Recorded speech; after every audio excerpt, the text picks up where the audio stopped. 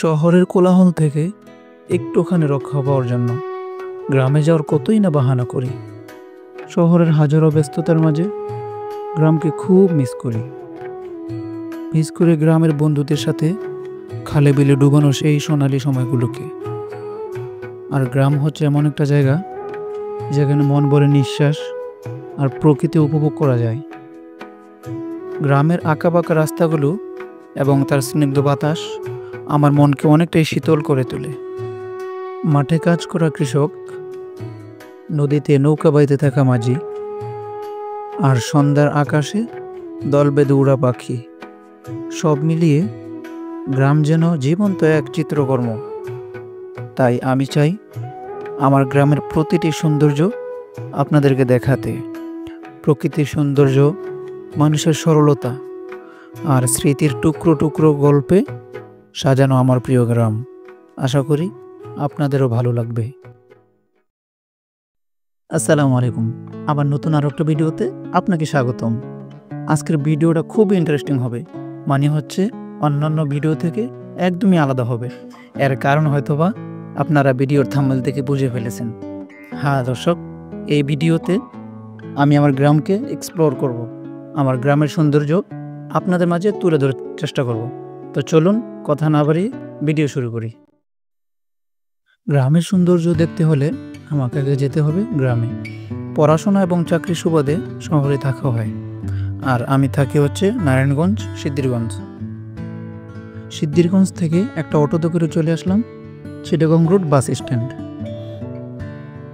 আর ঠিক এইখানটা থেকে একটা বাসে উঠবো, চলে যাবো সোজা পূর্ব দিকটাতে। আর আমার গন্তব্য হচ্ছে কচুয়া চাঁদপুর। তো ফাইনালি বাসে উঠে পড়লাম, কিন্তু দুঃখজনক বিষয় হচ্ছে আমি একদম সামনে সিট পাইনি, যার কারণে পিছনেই বসতে হলো। পিছনের সিটে বসেও খুব একটা বোরিং ফিল হচ্ছে না, কারণ আশপাশের সৌন্দর্যগুলো, মনোরম দৃশ্যগুলো আমার জার্নিটাকে খুবই আনন্দিত করে তুলেছে।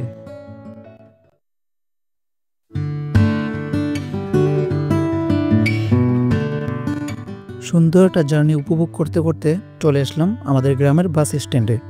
আর ঠিক এখান থেকে একটা অটোতে করে চলে যাব সোজা আমার বাড়িতে।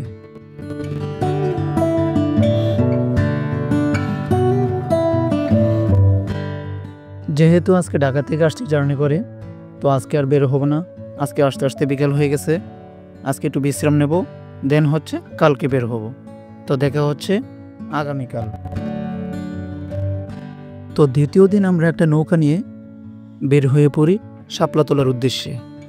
আমরা 4 জন এই নৌকা নিয়ে যাব শাপলা তুলতে, এবং কিছু খুনসুটি করব, দুষ্টামি করব, এবং কি সৌন্দর্য উপভোগ করব।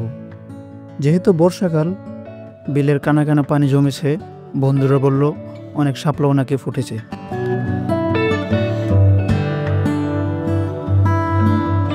তো চলুন এই বিলের কিছু সৌন্দর্য এবং আমাদের মাঝে হয়ে যাওয়া কিছু খুনসুটি উপভোগ করে আসি।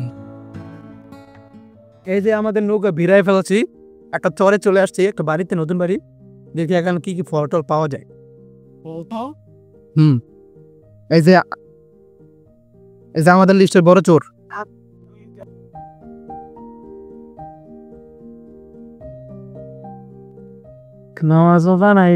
তোমার এই চুরি শিখেছে কে বলো? হ্যাঁ, হ্যালো, চুরি শিখেছে কে তোমার প্রথম? ওই যে এলোক। আমি তোমাদের সাথে থেকেই তো নষ্ট হয়েছি। তোমাদের সাথে থেকেই তো আমি নষ্ট হয়েছি। আমাদের সাথে? হ্যাঁ, মানে আমি তোমার সাথে বিশেষ না। তুমি মাত্র বলো ওই যে ও তো শ্রেষ্ঠ চোর। তাহলে তুমি কি চোর? তুমি হচ্ছে বড় চোর। আস্তাগফিরুল্লাহ, তুমি আমার বলা। তুমি কি চোর? তুমি কি চোর? তুই যে শাপলা খাইতে না, তাহলে আপনি তুলছেন তো আমি খাইতেছি একটু। ও আচ্ছা, আমি তোমার শাপলা তুলছিলাম, এই শাপলা হয়ে গেছে। অনুমতি নিয়েছিলাম? নাই। জি, অনুমতি নিছো? তুলছেন তো আমাদের জন্য, কি অনুমতি নেব? দাও আমার একটু তো ভাই। কি শেষ পাস ওরা এগুলো আমি সব পাপড়ে লাগি আছে কি বলো? আনবে নাও। এই সব কি ভাই, আমাকে না দিয়ে তোমরা কিভাবে খাচ্ছ কেন? কাসর ভাই, দর্শকদের উদ্দেশ্যে আপনি কিছু বলে। আমাদের গ্রামে এটা কি কয়? ব্যাট কয়, ব্যাট। আর আপনাদের গ্রামে কি বলে অবশ্যই কমেন্টে জানাবেন, ঠিক আছে?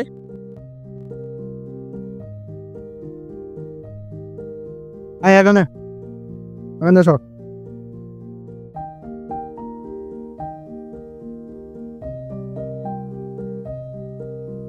আরে আমার নিয়ে যা। আরে আর কি দিবি? প্রকৃতি হচ্ছে আমার মনকে বদলে দেওয়ার এক অবিশ্বাস্য যন্ত্র। যেমন দেখুন, আমাদের এই বিলের এরিয়াটা কিন্তু বেশি একটা বড় না, কিন্তু এর সৌন্দর্য আপনাকে মুগ্ধ করেই ছাড়বে। তো চলুন এই বিলের কিছু সৌন্দর্য উপভোগ করি।